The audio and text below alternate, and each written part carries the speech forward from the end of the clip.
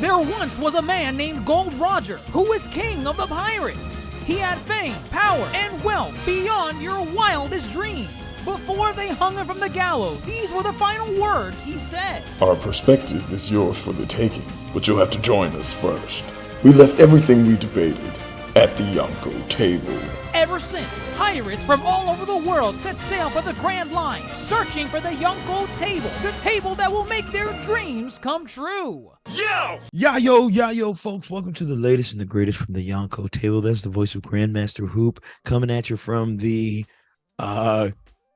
goodness, I don't know, the new name of the ship that carries the Guardians of the Galaxy, because we're here to talk about the Guardians of the Galaxy holiday special. Yes, that's right, folks. You thought we were done with Marvel for the year? No, you're wrong.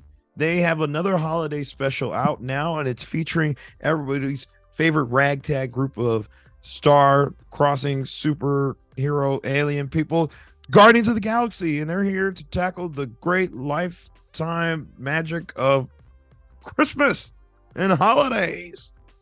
We're here. Guardians of the Galaxy Christmas special. I'm not alone. I'm here with fellow Yonko, DrJaceAttorney. DrJaceAttorney, are you Marveled out, or did the Guardians of the Galaxy revitalize your Christmas joy? Are you a Scrooge? You know me, I'm a Marvel consumer. I just consume anything Marvel, and I just go on to the next one. I am Marveled out. I am Marveled the hell out. To be fair, whenever they announced this special, I was kind of just indifferent to it.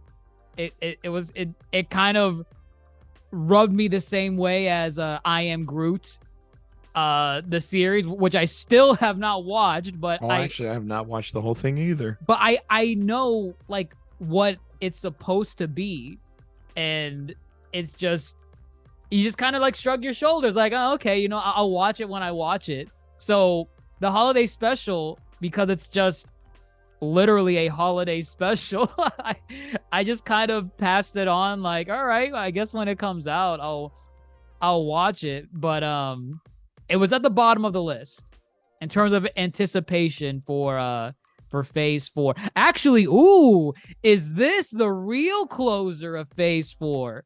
I know Kevin Feige said that it was Wakanda Forever, but considering this came out after, I don't know. Wouldn't this be considered the finale? Interestingly enough, I do not think these are counted as part of the phases. You also mentioned the shows? The specials. These are specials. So okay, let's separate it for the audiences. There are specials, and then there are series. The series we have seen in Phase 4 include, WandaVision, Moon Knight, Captain Falcon and the Winter Soldier, Miss Marvel, to name a few. And these are specials. And I guess I Am Groot would fall under this too, as a series of shorts. But they are not necessarily, they're canon for sure. At least I don't think the I Am Groot series is, but this is definitely canon, crazily enough. But this is actually not our first foray of specials from Phase 4. There's also, I was actually going to ask about that. Like, I saw that they had the MCU special presentation logo in the beginning. Right. This is not, I was like, this is not the first one. Okay. So what were the other ones? Well, I think there's only been one other one and we missed it. The Werewolf by Midnight. Wow. I heard that was good. I heard it was good too. Maybe we have to revisit that. I think we probably do. That was what, October, right? Yeah, Halloween it was time? like Halloween season. Okay. Okay. Now that we mention it, I don't even think they promoted that one really well enough. They didn't. To be fair, I saw the Marvel logo on it, and my assumption should have been, oh yeah, Marvel Studios did this. But for some reason, I thought, just looking at it, it looked like one of those Hulu Marvel shows. Like, here's a Marvel show, but it's not MCU. Don't worry about it. That's how I thought the way it was promoted. I think that's fair. Again, I don't think they did a good job promoting that. I forgot this Guardians of the Galaxy was even coming out this year, let alone in November, which I always never been a fan of Christmas movies coming out in November. I've never liked that. I hate that so much. I'm like, what are you doing? Can't you just wait another month? You don't like that Mariah Carey is thawing right now, and she's about to unleash her holiness? No, I don't Christmas. care. I don't care. Wow. Okay. Actually, I looked this up. They are considered part of Phase 4, I guess. Yeah. Why would you not consider it part of Phase 4? I don't know, because they're listed as specials, but Phase 4 consists of films, series, and specials. So right. I guess it counts. That's However, what I am Groot. Counted. I don't see I am Groot on here. I am Groot's on there. I don't see it. I mean, I'm looking at the wiki. Maybe that's not official. Either way, we're here. It's here. Random? Is this random? Does this feel random? Does this feel out of place? Does this feel? What does this feel to you? It's Guardians of the Galaxy, who blew up in 2014. Great, considered decent sequel, and then their inclusion in Infinity War and Endgame has been fun. They were last seen in Thor: Love and Thunder, and now our first real foray with them again is this. How do you feel about this? I'm just I'm just indifferent to it. I don't know. Like it fits like their shtick, because the Guardians, I always viewed them as the most comedic group. Sure. Of all the MCU. Like, yeah, I'm sure, you got your slapstick with Steve Rogers and Tony Stark, but I think the Guardians are the ones that really sell that comedy, because they're just a group of misfits that I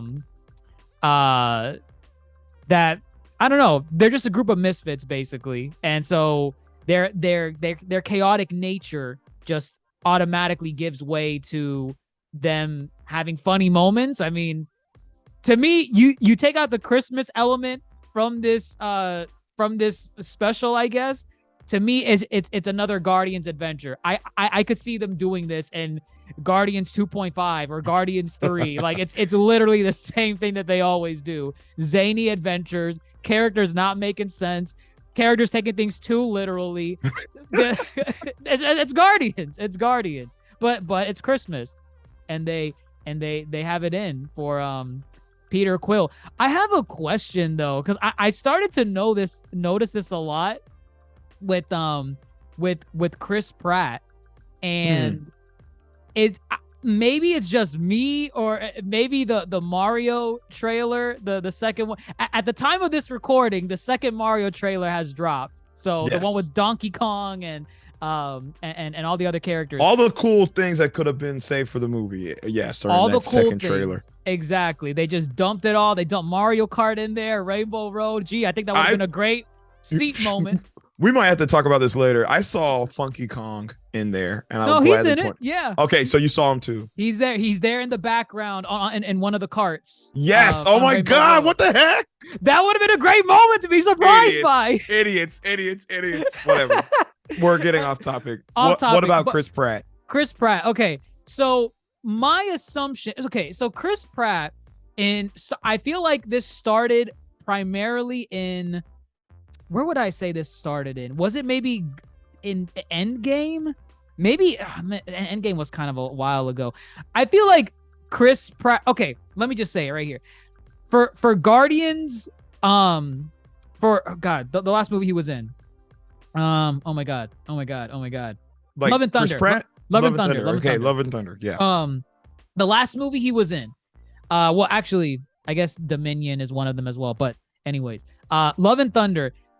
I excused it before as his character, the character of Peter Quill, is going through the muck at this time, because Gamora, in this version his version is dead, but then there's the past version that's running around somewhere. So I phoned it in as, oh, his character arc is going in sad. The reason why I say this is because I feel like Chris Pratt is kind of phoning it in for certain. Yo, I was roles gonna at say the this point. same thing a little bit. And I noticed it because he started to do it in Love and Thunder, maybe a little bit before that. I need to look and see, but I noticed it in Love and Thunder. And then we have this criticism. I have this criticism of Chris Pratt in Mario right now, where I feel like all the other supporting cast in Mario are doing a much better job than him, and they're really lifting up the film. Jack Black as Bowser, fantastic. Michael Keegan, right? Keegan Michael Key. Keegan Michael Key, great as Toad. Everyone is really giving it their all in their roles. Chris Pratt as Mario is like, Mushroom Kingdom. Yeah, I don't know. Even in the second trailer, I feel like he's not. Go. What? He says, "Let's go." Let's go.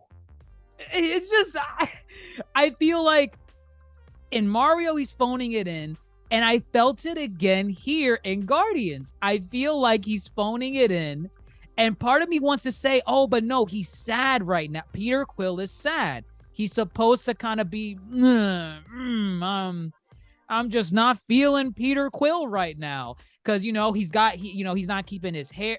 His hair's growing out. His beard is all like unkept for the most part.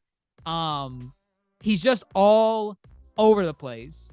So I'm like, okay, he must feel sad. But then in the moments in Guardians, in the holiday special where he's supposed to feel ecstatic or happy, he's not even giving me that either. He's just kind of like, wow, Mantis, that's the greatest Christmas gift I could ever ask for. You as my sister. Oh man, you're getting a little ahead of yourself on this Chris Pratt tirade. I just wanted to. We don't have to talk about that now, but as an example, I feel like he phoned it in. I feel like he's phoning it in. I think it's worth noting. I semi-agree with you, and I actually noticed this too in, say, Jurassic World Dominion. I was going to ask you about that. I did not see Dominion. How was he in Dominion? His finest work was the first Jurassic World, so as in him as the character, as Owen Grady, yes, as the character Owen Grady. So I think he's phoning it in. I really do. Maybe he's hit his career slump. I don't know. Dare I say though, with all this said about Chris Pratt, and I don't know, maybe because it's a short, it's a special versus the movie, maybe we'll get more in Volume 3, Guardians of the Galaxy, that comes out next year. Right. Maybe again the Mario movie's really holding back, and maybe there's a lot more to get from him. No, movie. You needed to sell it right now. No, Why I agree. You need to sell it, but part of me feels like, again, they had that whole. We're talking about the Mario movie. Gosh darn it! Maybe that's what we want to talk about instead of Guardians. I want to talk about this. We should be talking about the Mario movie in another podcast, but it's like, in an interview, he said, we worked on the voice. We're going to nail it. We've been working really hard. We think you're going to like it. I feel they're holding back. They have not. I feel we hardly gotten like a full sentence of Chris Pratt out of Mario. Tangent aside, I'm glad he's not the primary. He is the driving force here in Guardians of the Galaxy Holiday Special. I am glad he is not our we don't hold his hand through this adventure. This adventure belongs to Mantis and Drax. Did you like that? Do you like their dynamic? I've always liked the Mantis Drax dynamic because it's oddly really just stupid. Again, I feel Drax used to be just kind of over his head kind of dummy, but now he's just dumb. But it works. It works. And Mantis, since her inception in Guardians 2, really, I feel she didn't really do much in the Infinity War. Endgame, she comes back, doesn't do much. Nobody does anything in Guardians. In Thor: Love and Thunder. Right, they just say bye to Thor. and take the ship back. Yeah, that was Yeah. not fun. I feel Mantis really shines here. This is probably the most Ooh. I ever liked Mantis. But Really? I think this is the most action we've ever actually seen her like hold her own. Her She kinda- hopping on the walls. That's Well, that was cool. I didn't know she could do that, first of all. But also when she's kicking the police people, the cops' ass in the street. She's over here with the candy cane, like sweeping legs and ground pounding and doing some jujitsu type stuff. I was like, okay, Mantis, where was this against anybody? Thanos. Yeah, come on. What is this? She's like, boom, boom, boom, boom, sleep. Boom, boom, boom, boom, sleep. Where was this? That was kind of satisfying to see. She I could be I OP. don't know. That's OP. She could be OP. Right. That is what we got from this. But let's dial back just a little bit. Setup. I really like this setup, the flashback. Which what is this? Is this Uncanny Valley? Oh, what the cartoon? Yeah. Do you think it was trying to maybe? It's trying to poke fun mimic- at something. Yeah, I tried looking at it and I'm like, what does this make?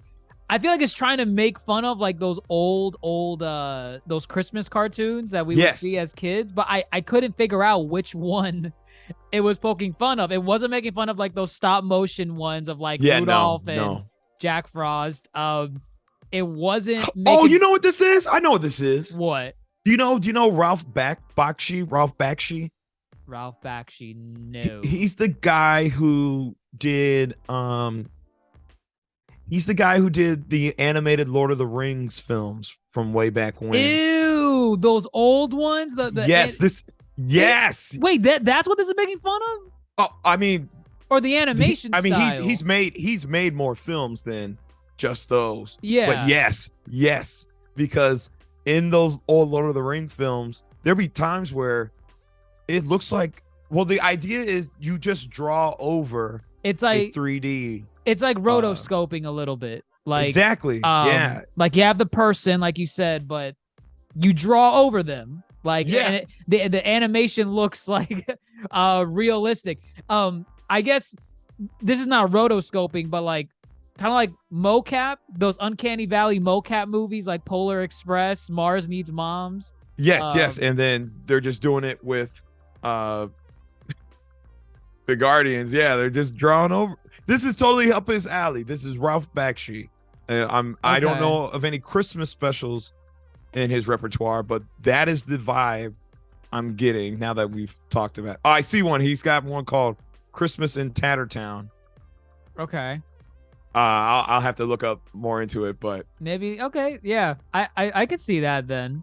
I definitely know how those old Lord of the Rings movies look like, the cartoons. They look. There'd be at times where they just stop drawing over them and it just be full on. Oh, this is live action. This is Peter Jackson, right? I'm far from it, but I love this. This was funny. It was funny with Yondu. Yondu's back. Michael Rooker as Yondu. It was funny, just the absurdity of how mean he's being. Peter, what's this? He's like, oh yeah, we got a thing called Christmas. And Get, he's like, get that out of here, boy. He said, you going soft on me, boy. That was honestly, if I had to rank the top funniest moments, this is number one. This is number one. The Yondu bit. This to me was number one. Oh, one, it's just nice to see Yondu again. But yeah, he's just so over the top. He has never heard of Christmas before until this very moment. And he walks away smashing that tree, smashing those gifts. I hate Christmas. I hate Christmas.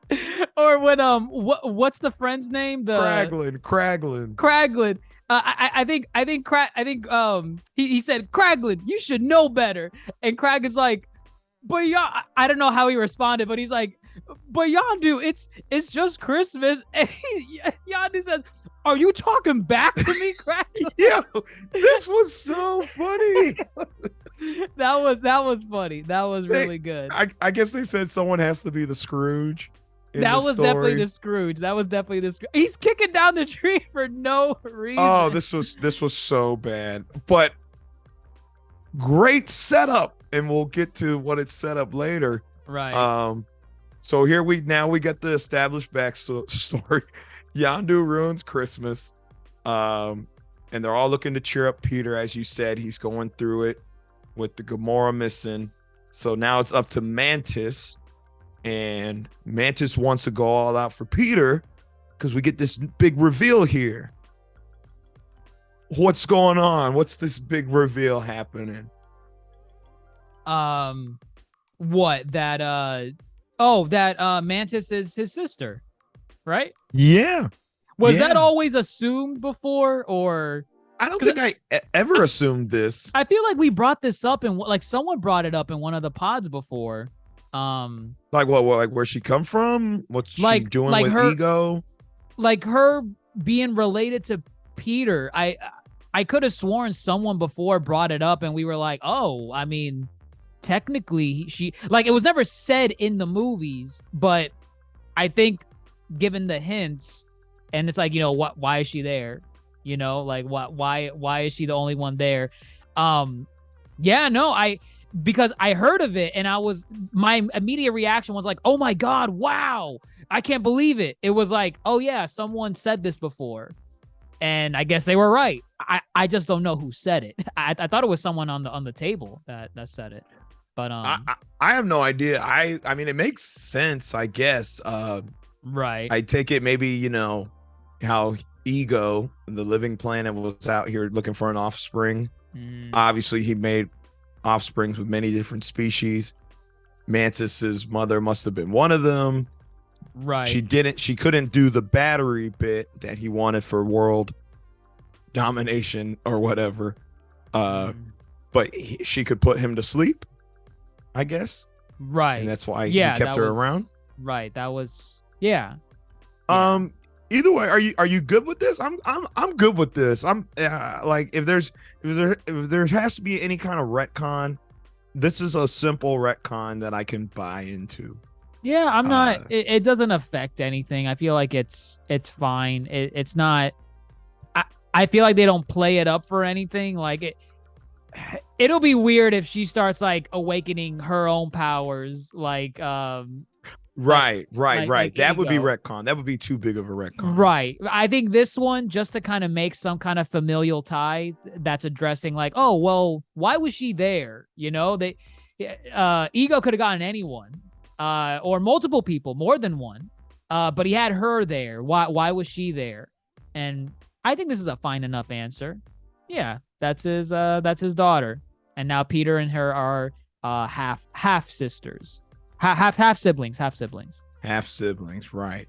Yeah, and as you said with the familial ties, I guess this would make more sense versus, I don't know, anybody else being related to Peter at this point. It's just, I feel like I'm glad they didn't do this, but like I feel like they could have walked a thin line of like, you know, she's a new female companion in the crew, and they could have pulled a Star Wars thing with them where oh god with okay. Leia and Luke. Thankfully they didn't do that early on, but it's one of those things where at some point I could have seen maybe Drax and Mantis, you know, a little bit together, because I think that's a thing. Yeah, they have that line in I think Guardians 2 where she asks like, do you think I'm pretty or something, and he's like, no, you're hideous. Right. And then he says something at the end of the film that obviously he doesn't think that. Right. So thankfully they didn't pull a Luke and Leia bit with this, where now they have to reassess past events that they've done together. Wait, you're my sister? The worst of retcons, dare I say. Right. So yeah, here we are. They're brother and sister. She's now gonna go out of her way to make Christmas happen here on Nowhere, which is the same location from the first film, where the Collector was and where they had their first face off against Ronan. And how are they gonna make Christmas happen? Well, they're gonna go to Earth / Terra, and they're gonna get Christmas decorations and lights and candy canes. But most importantly, they're gonna come back with a great gift for Peter. And Drax comes up with the harebrained genius idea to get Peter Kevin Bacon. Kevin Bacon is canon in the MCU. And this is why I've said multiple times, Marvel, I just want Eddie Murphy in universe to be canon. That's all I want.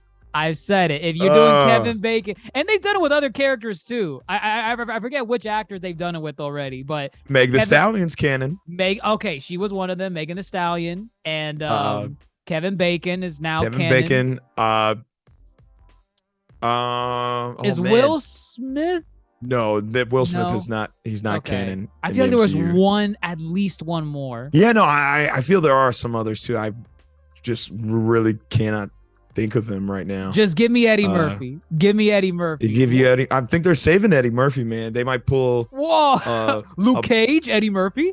Hell no, no. Why? Why? Oh, okay. Jidena, the singer, he was in Luke Cage, so maybe he's canon too now.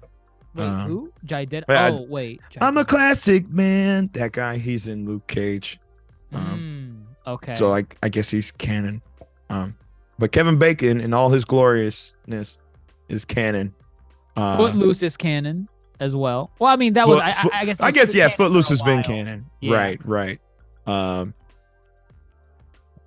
Cool, funny.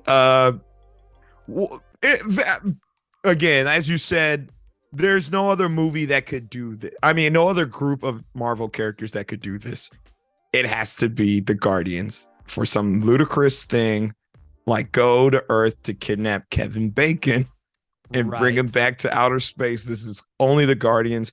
Any other, if Hulk has to go get Kevin Bacon, we're not buying it. Yes. I feel like they could have done a little bit more with Kevin Bacon. I feel like things were cut out in this. Okay, so the whole thing feels a little rushed. Yeah, I feel like there were certain transitions where I'm like, wait, so how did this happen? Like the first one that comes to mind, it's not in sequential order because I know there's ones before this, but the first one that comes to mind, I'm jumping a little bit ahead, but when Kevin Bacon gets his mind back on Nowhere and he starts running away, and Chris Pratt, Peter Quill's like, don't run, and he runs. And he's freaking out like, oh my God, Jesus. And so now they're like, all right, go grab Kevin Bacon. And it's like 3 or 4 of them about to capture Kevin Bacon. And then literally the next scene is him just walking casually in the ship with Kraglin. Yeah. And I'm like, something was cut. Something was cut from this because I can see that. It's 44-minute runtime. I think they were definitely trying to keep it less than an hour. And when you really look at the film as a whole, there's like probably 3 musical scenes. there was the intro. There's the intro. I don't know what Christmas is, but Christmas time is here. Fun song. It was fun. They had fun getting Christmas wrong. They had Mantis and Drax in Hollywood, which was, basically a montage. They had the tourist bit where they're taking pictures with tourists. Then they end up in the bar, and that was kind of a, let's drink and dance and whatnot. Mm-hmm. And then they had Kevin Bacon's number. Mm-hmm. So really it was like centered around 3 main focal points with a couple of action bits in between. Right. But yeah, it did seem like they're like, let's get to the point. Let's get this 45-minute runtime down. Don't have to make too many major cuts. But yeah, that could have been funny, seeing them all chase after Kevin Bacon and whatnot. I mean, he's here. Utilize him. Yeah, no, for sure. Like, and that's just one example. For some reason, I'm blanking on some of the other scenes, but there were at least 3 scenes, where I'm like, was something cut? Like the way it transitioned, it felt like something was missing, where they jumped from point A to point B, Another one was at the end. Another one was at the end where after his final musical bit with Kevin Bacon, he like the song ends and then it's just Kevin Bacon like standing in like an open area and he's like walking up to the crew and he's gonna say goodbye and everything. And I was like, wait, he was just on stage dressed up and now he's just over here like in his regular clothes again, like about to say goodbye. It's not a big deal, but it pulls me out. It like if I notice it like that, then I feel like it is a problem that needs to be addressed. Because usually I don't pick up on stuff like that. But if it's that jarring, I think it needs to be addressed. I can say I didn't pick it up until you mention it. But I get it. It's not supposed to be taken so seriously. It's quick and done. Let's go. One and done. Yeah, they got a lot of fun moments. Did you enjoy Drax and Mantis hit like the Hollywood Walk of Fame, the Chinese theater? Oh my God. Okay. Second best scene. I think you know what it is. It's when they go take a selfie with Drax and Mantis and the person says, "Oh man, that's the God of War." That was good. That was good. That was really I good. heard that. I was like, are they saying Kratos? Like Kratos. Honestly, I guess it had to. The red. The red. Don't right? you dare pitch Dave Bautista for Kratos. Don't even try it. Dave Bautista for Kratos. No, You have an unfair bias. I'd rather see Momoa. Momoa would be a better Jason Kratos. Momoa? Hell yeah. Shave his head. Ew, no. No. Go look at Khal Drogo again. Go Jason look Momoa. At WWE Batista bomb again. Nah. I don't want it. Momoa's got the better chops. That's disgusting. That's my opinion. Gross. No, I like that whole sequence. They saw the Captain America, and I forgot that I guess the Guardians became friends with the Avengers off screen when they all returned in Endgame. Yeah, and that would have been the last time. Yes, and that would have been the last time that they saw him as his as his regular self, his young Steve. Exactly. Yeah, I would have loved to see kind of the aftermath other than just Tony Stark's funeral. Now that this special kind of shines a light on that, just an interesting thing to see them all interact and Drax beating the crap out of the GoBot. Oh, that was hilarious. Because GoBots are not Transformers, right? I have no idea what a GoBot is. Because he said a GoBot killed his cousin, right? Yeah, he said a GoBot killed his cousin. And so I'm thinking like, wait, is that a joke? That can't be a joke because Drax is being serious. And I guess I thought he thought it was. Maybe he was not a GoBot. Maybe he was supposed to be. I just don't know. A Transformer. I hear knockoff. bot. I hear bot in the name, and I immediately think of Transformers. So I'm like, is this a Transformers reference? But it can't be. Because so I'm looking it up. He's a Transformer, but Drax thought he was a GoBot. But what's a GoBot? I don't know. I guess it's in the Marvel. So the guy that was dressed up, he was a Transformer. He was a Transformer. Okay. And GoBots are in the Marvel universe. Okay. Whatever the hell a GoBot is, but Drax is being a bigot. Oh yes, don't be a bigot, Drax. Not all GoBots are the same. Not all GoBots. Goodness. That was funny. That bit was good. That was funny. They had their. Oh, go ahead. Oh no! What they had? What? Their bar escapades.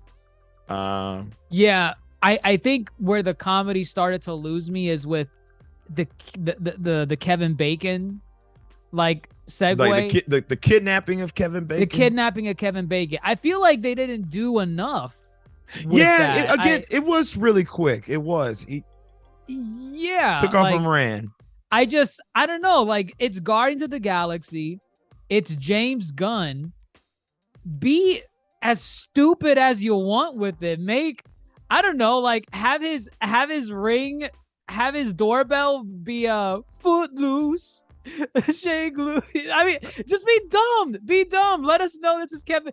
I think I would have been laughing if I saw like just random crap from Kevin Bacon's career as they're running through his mansion and he's like throwing like, I don't know, what's some memorabilia that Kevin Bacon can like throw at them to distract them. I don't know. Fuck, a piece of Apollo 13. That would be funny. The Footloose tuxedo. The worms from, what is it? The one with the giant worms he's in. Flip, I don't even know. Balto, I don't know. You want to throw? Oh wait, he's in Balto? He's the voice of Balto. Oh my God, literally.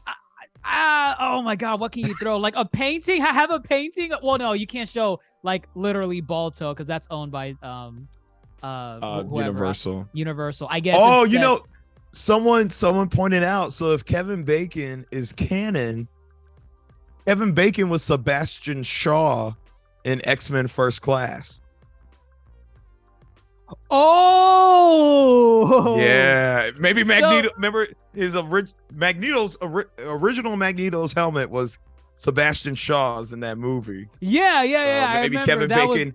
That was the coin thing, the coin scene. Yes, correct. Yeah, took the helmet off, did the coin, right. Wow. Oh my, they could have done something silly. They could have had like a Magneto helmet, but as a joke for like a memorabilia to maybe the first class X-Men movies are actually movies in the MCU. Multiverse. That is fun. You know what? Now this movie's ranked lower for me. This movie's ranked lower for me because in 10 seconds we wrote a more exciting chase sequence with Kevin Bacon being chased through his mansion. You had Kevin Bacon, and it's Kevin Bacon as Kevin Bacon. Be dumb with it. Be fun. Go all in. All they do, let me run up the stairs. Woo! I'll tell you my biggest disappointment with Kevin Bacon. And I know that one show just did it, but they did the line dance version. Umbrella Academy. Yes, Umbrella Academy. I wanted them to do the Footloose dance. I thought they were gonna do it for the song. I thought we would get to see the Guardians doing the Footloose dance. I think I would have been more excited for that. Like get it. I would have died. It's a Christmas like themed song that's written for the movie. So like, okay, I get it. But can you transition this into like Footloose real quick? I mean, that's Peter Quill's thing. He loves Footloose. I thought that would have been so funny. But I don't know. I guess beggars can't be choosers. Sure. But let's use Footloose in mid and not use it in quality. Actually, yeah. And I know these two people aren't talking. It's not like they said, "Oh, y'all doing Footloose? We got Kevin Bacon. Are you saying we can't do Footloose?" Y'all could have done Footloose and blown them out the water. They just Groot doing Footloose. Come on. Yeah, Rocket and Groot, Nebula doing Footloose. The fact that she was bobbing her head at any point during some of those songs. Oh yeah, she was actually. Yeah, that was actually kind of funny. Oh man, it's just so like I know James Gunn is capable of being dumb with these type of like characters, which is, I mean, that's why I watch Guardians 4. They're silly. Make them do silly stuff. You got Kevin Bacon. Oh man, just now I'm even more mad the more we talk about it with that mansion chase sequence. I was literally expecting like, ooh, what references are we getting here? This will be funny. Like, I will take references of Kevin Bacon in this. I am okay with this, but it's just a quick run up the stairs, hops out the window. Again, they do more with Mantis and Drax than anything, you know. Right. Their banter is good throughout. Drax thinking the candy cane is a man. Why would you think this is a man? Is it? Again, an idiot. The showdown with the cops. Mantis, some of the best action ever. Drax, bulletproof. I guess that makes sense. Did this show the incompetency of the LAPD where they start opening fire on Drax? Who Yeah, that was kind unarmed? of yeah, he was on. I mean, did he? Was it They after said he flipped stop. the car? No, it was before. It was when Kevin Bacon ran up to the cops and they're like, "We got your call, Mr. Bacon," and he's like, "Thank God, these And two she are chasing unloaded. me." And so she said, so she pulled out her gun, she pointed it at Drax, specifically Drax. Why? Because he's dark green skin. Dark. He's not fair skinned like Mantis. Mantis, sure. Okay. And she's like, stop, do not move. Drax not even sprinting. He takes 1 or 2 steps forward. Boom, boom, boom, boom, boom, boom, boom. And I'm like, what the hell is this? You don't even know who this is. And you just unload. And mind you, he starts laughing. And then she starts unloading even more. But she unloaded almost half a clip, half a magazine into his body. And I'm like, what is this? What is this? I don't think there's a social commentary here. Is there? It's a black cop too. I mean, I guess there were black cops beating up people with Rodney King as well. I don't think they're trying to say anything. Again, you're right. It is LA cops. Goodness, I guess it's either NYPD or LAPD that get probably the biggest rep, whether it's bad or good. LAPD. Right. I don't know. That was like Chris Tucker. Oh, was that your Chris Tucker? Okay. That's what I think of when I think of like, freeze, Lee, NYPD. Sure. I was thinking NWA. Let me not. The police. Because I bleeped myself out. Okay. The police. Yeah. Yeah. I don't think there's much. It's there. It's worth. I didn't think it was a social commentary. I just thought, wow, this is kind of strange. I don't know why they did this. Is this what they do to aliens and illegal? Wow. See? Wow. Right. You could take it. You could take it many directions. You really can. James Gunn canceled round 2. Oh God, no! Stop. Nah. It'll be okay. It'll be okay. It'll be okay. James Gunn. Yeah, but you're right though. The most they do with Kevin Bacon, that they do a little, change up his accent, make him act different. Yeah, like he talked bit. British at one point. I don't know if that was in reference to something else. Was that like one of his movies? Like he was in. I'm not the biggest Kevin Bacon fan. Maybe I can't comment on it. Maybe it was referencing something, but my initial reaction was when Mantis said, "Okay, be a hero," right? Yes. I thought it would be some reference to something Kevin Bacon was a hero in, and maybe it was. Maybe that was supposed to be a reference to an actual World War II movie that he was in, but I don't know of it. So, God, we sound like terrible Kevin Bacon fans. But Loose is good enough. That's all I need. And Friday the 13th. I'll take Kevin Bacon. I'll take Footloose. He's in A Few Good Men too. Gosh, I still never watched that movie. I'll take that and Balto. But I can't believe he voiced Balto. Jesus, he's Balto. Yeah. Wow. Okay. So yeah, they take him back to nowhere. Peter, rightfully so, bewildered by all the Christmas decor, but they human trafficked. We've got a little funny bit. This was probably the most expression I got from Chris Pratt. Yeah, I was like, oh wow, look, he's back. Not really. You heard it in the voice too, like, this is human trafficking. This is, oh man, I don't know. I already harped on Chris Pratt enough. Listen, this was probably the best Chris Pratt I've seen all year. Out of Dominion, Love and Thunder. He had that one movie on Amazon, that war movie, that sci-fi war film. I don't remember what it's called. No idea. Yeah, right. Because I don't think anybody watched it. But How do you feel about the heartfelt embrace after the whole Kevin Bacon fiasco? The Mantis coming clean to Peter. I thought that was nice. It kind of got me. It kind of got me I too. almost teared up. I almost teared up. I almost did too. I didn't, but I almost did. Yeah, I was very surprised. Right. I think I would have been sold a little bit more if Chris Pratt just kind of I was on the verge with Mantis. Like I was right. She got me there. Right? Like once, because her whole thing with this was that she never wanted to tell him because she did not want to be that reminder of his connection to Ego. Right. And I think that's kind of messed up, you know, like that to have that mindset to think that that's how Peter would view her as. And that moment where she's like she's tearing up. She's like, she does not want to make that reveal to Peter.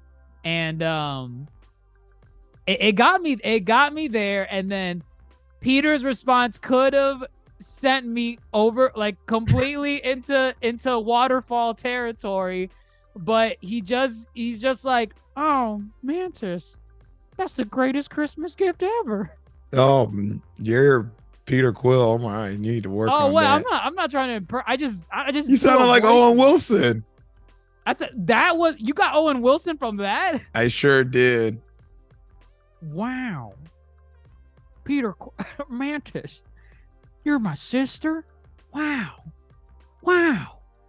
Ka-chow.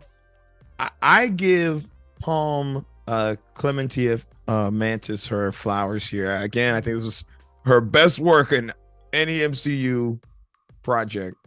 Right. And I dare I say we're probably not going to see this again for a while. Like I fear. You don't think we'll see it in Guardians 3 in any capacity? I hope we do. I hope this is a stepping point. You know, this Guardians team is quite big now.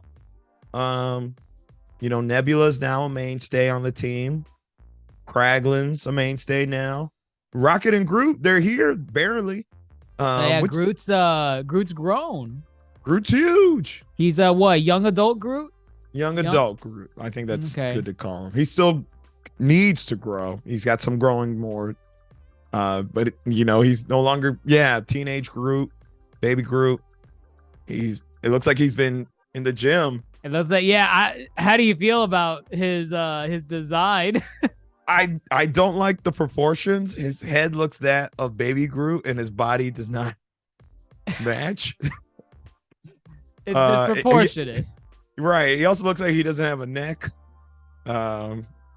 He's swole. He's swole. Yeah, he's super swole. I don't get it. Like, what'd you put in the fertilizer? I don't know.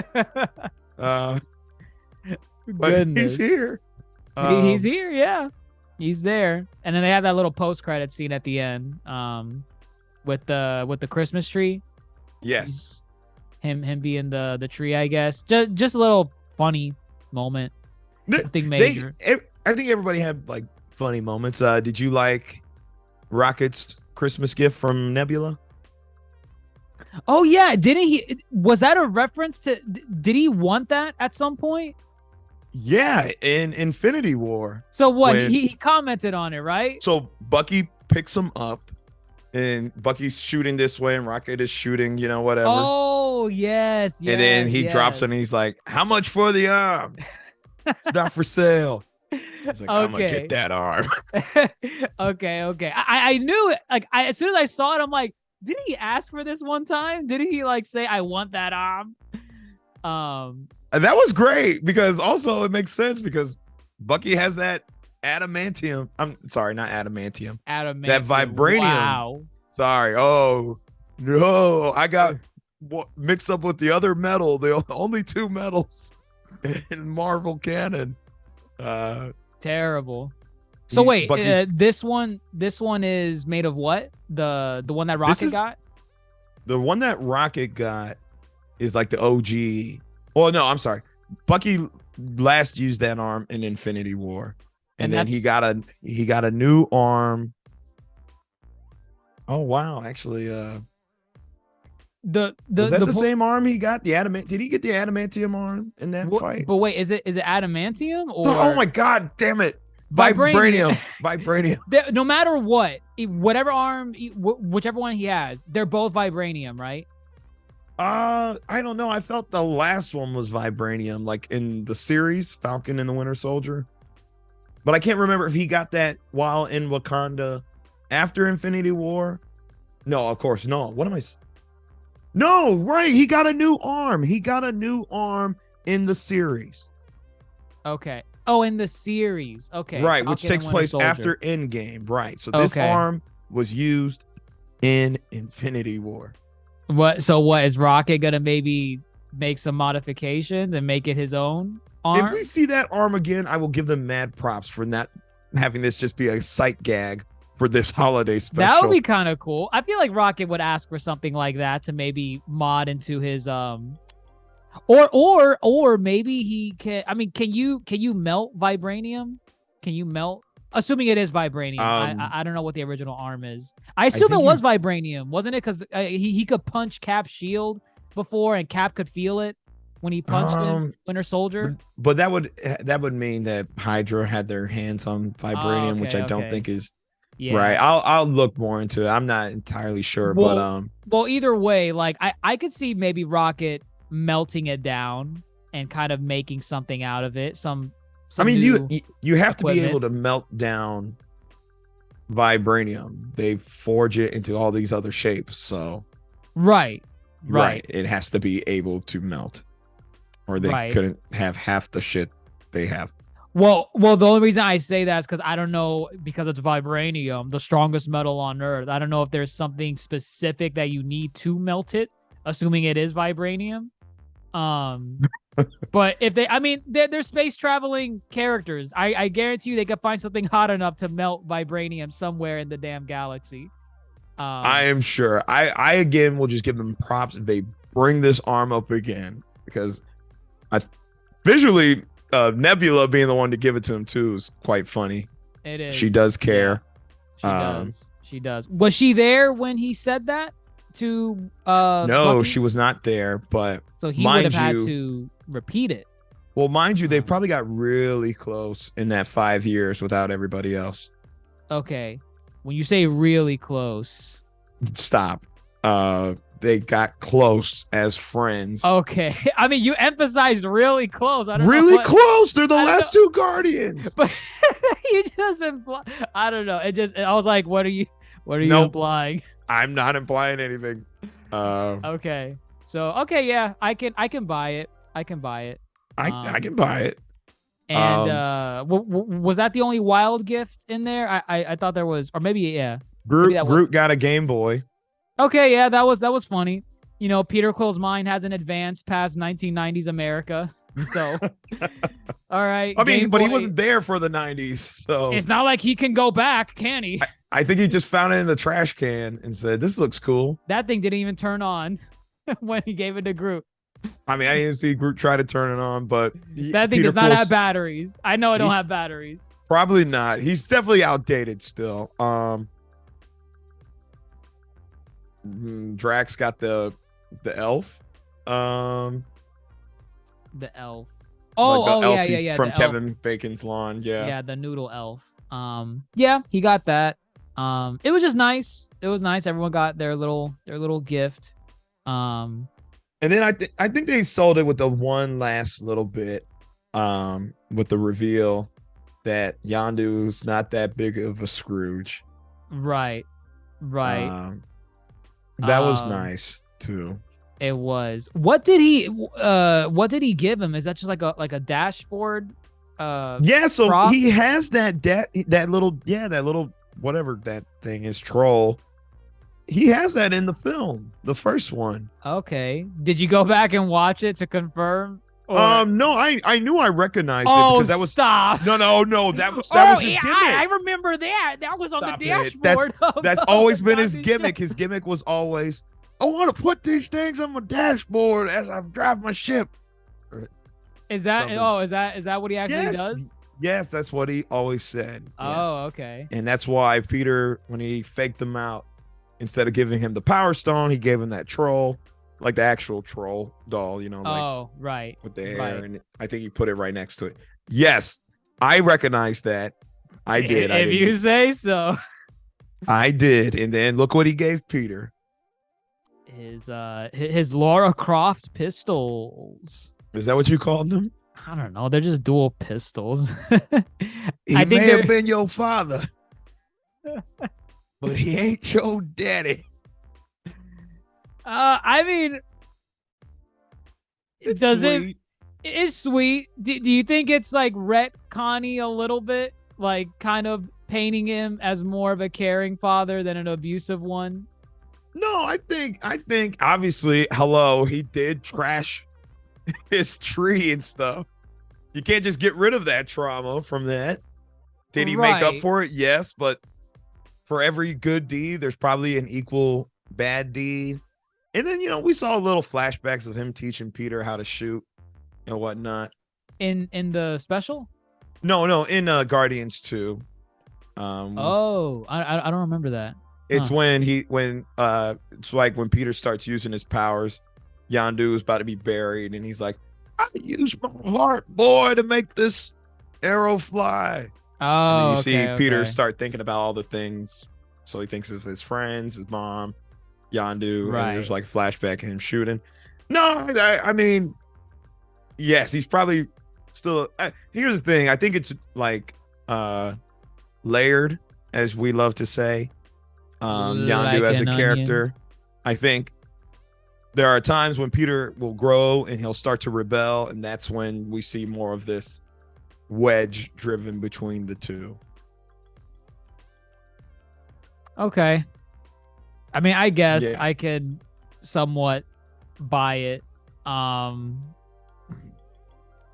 I don't know. Like I'm just thinking about Guardians 1, where it's like he is not painted in the best light, and Peter does not hint at, oh yeah, I have good memories with Yondu here and there. He's just like, no, Yondu, he will kill me if he gets the chance. All these times he tried selling me to these other people or whatever. I don't know. Maybe that's the comedy bit of it. It's like a back and forth, I guess. But yeah. Indifferent. I like that it was kind of nice that he gave him his pistols that he still uses to this day, that don't seem that effective in anything. Mhm. Aside from I know they did something cool with it in the games, but yeah, I mean, I didn't play the games yet. It's still on. it's not my like it's list on of your things. desk right there next to you. No, it's like somewhere. But What I'll have you get been- around to it eventually. What have you been playing? God of War. Are you and sure? Pokemon. Yes. Okay. Yeah. Interesting. Don't try it. Don't try what? Don't try what? Nothing. It's fine. Let's wrap this up. Final thoughts. Do you need Phase 4 to end, or are you glad you got this little closing note? I mean, that's the thing. I'm just like, I wasn't expecting anything out of it. I guess coming out of it with low expectations, I guess the expectations were met. Like, oh yeah, this is going to be kind of like just a silly little adventure. Don't take it seriously. It's only 40 minutes. It's for the holidays. I don't think Marvel's ever done like a holiday special for anything with the MCU. So I was like, okay, yeah, sure. Why not? Just I'll watch it when I can, and I watched it like a week after it dropped, and it was fine. It was fine. I walked out of it just being like, okay. I feel like I could have gotten a lot more if those scenes that we talked about, like with Kevin Bacon, could have been done a little bit more. I feel like it's very surface level. But standout moments for me are Yondu in the beginning in the cartoon. I hate Christmas. That part had number me, one. man. That's number one. That's For number sure. one. And then number two is definitely oh my god, that's the God of War.